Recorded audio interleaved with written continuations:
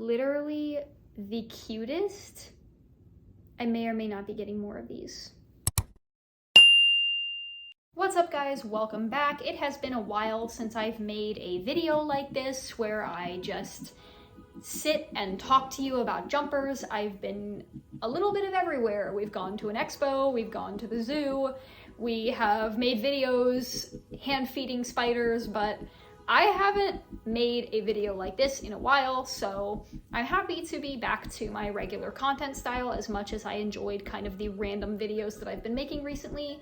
But today we have a pretty exciting video, which is my first ever enclosure review from a company that I've worked with for a while now called BigFATphids.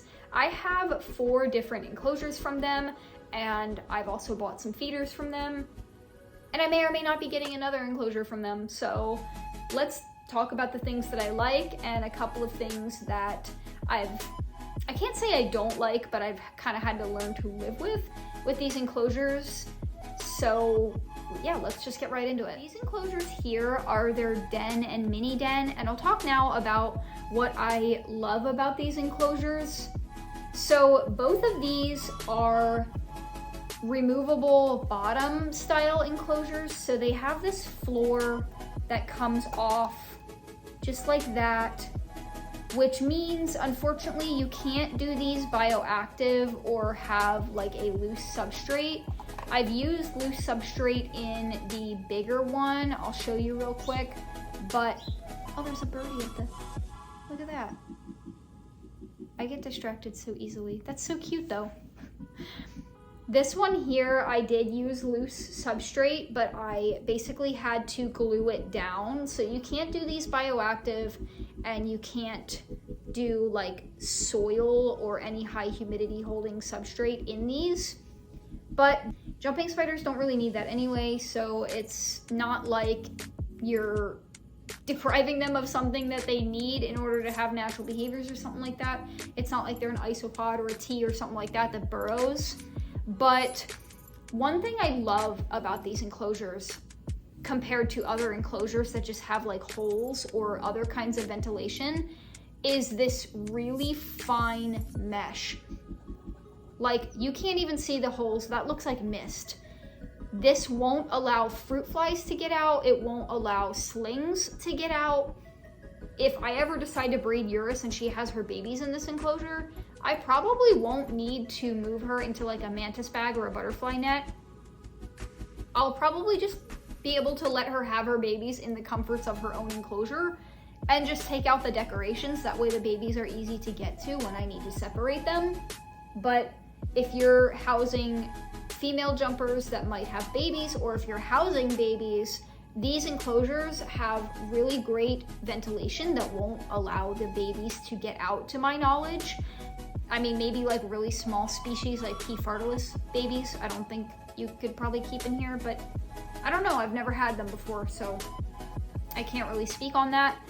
But another thing I really like are the options for the ventilation and the colors for the windows.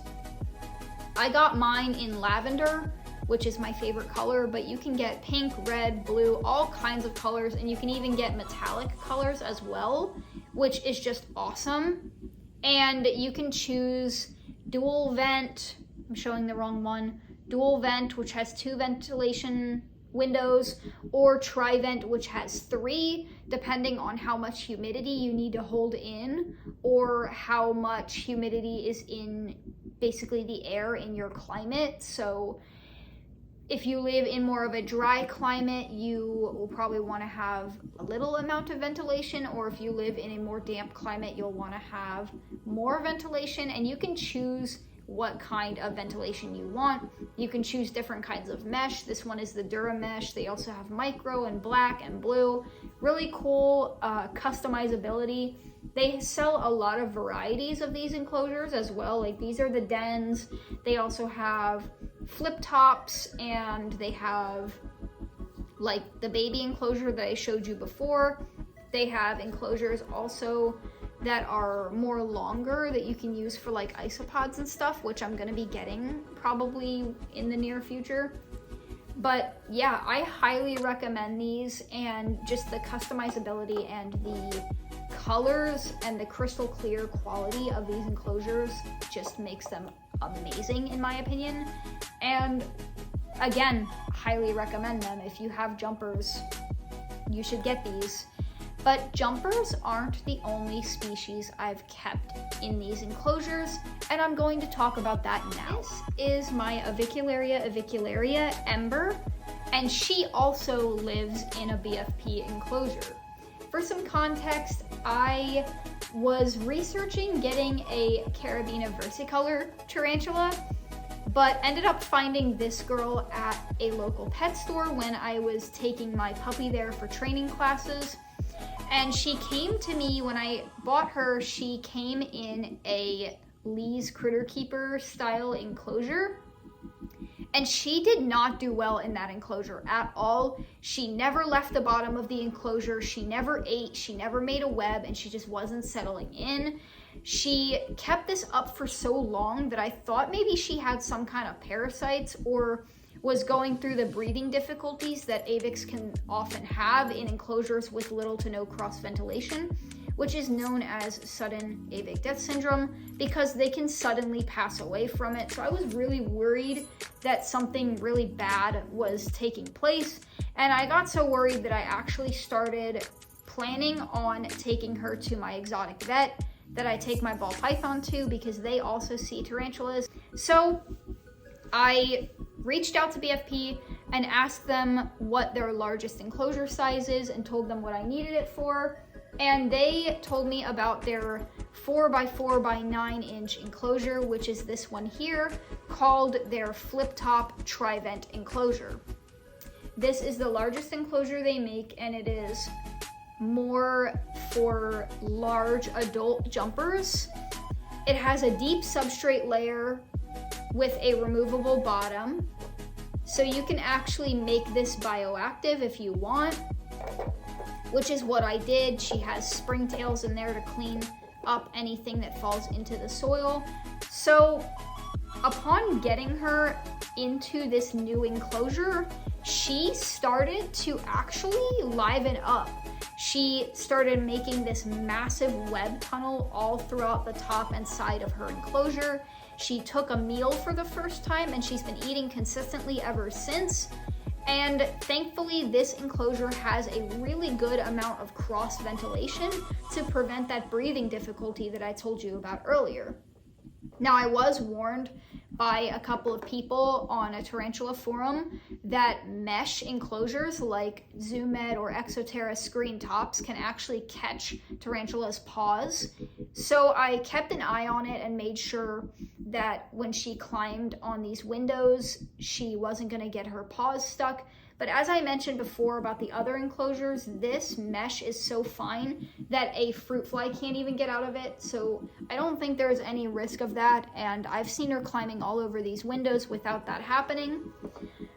All in all, I really feel like this enclosure saved her. She was not doing well in that other enclosure, as I mentioned, and getting this one has really caused her natural behaviors to come out and her to actually thrive in her new home and do really well. So I am really grateful to this company for making that happen for me and letting me try out this enclosure for her. There are other enclosures out there that I could have got for her, but I really wanted to continue to support a company that I've been working with that has had nothing but great products. And I hope that this video has encouraged you guys to go and get your jumpers some goodies from BigFATphids.